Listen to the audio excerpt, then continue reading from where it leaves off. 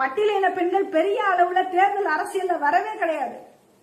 இன்னைக்கு சிவகாமி அம்மையார் இருக்கிறாங்க, இருந்தாலும் அரசியல் களத்துல பெரிய அளவுல நிலைக்க முடியல, ஜொலிக்க முடியல. இன்னைக்கு ஏன்னா அவ்வளவு நெருக்கடிகளை இன்னைக்கு சந்திச்சுட்டு இருக்கோம். ஜனநாயக தன்மையோடு பட்டியலின இயக்கங்கள் நிறுவப்படணும், கட்சிகள் உருவாக்கணும். ஜனநாயக தன்மையோடு அந்த இடத்துக்கு நகர்த்தப்படலையோன்னு ஒரு வருத்தம் எனக்கு நீண்ட காலமா இருக்கு, கேள்வியும் இருக்கு. பல இயக்கங்கள்ல கட்சிகள்ல பட்டியலின பெண்கள் உழைக்கிறாங்க, அவங்க எல்லாம் வெளியிலே தெரியறது கிடையாது, அவங்களுக்கான வாய்ப்பை கொடுக்கறது கிடையாது. பட்டியலின பெண் தலைவர்களாக வளர்வதையே நம்முடைய சகோதரர்களையே ஜனநாயக தன்மையோட அணுகலைங்கிற கேள்வியை ஆழமா பதிவு செய்யறேன்.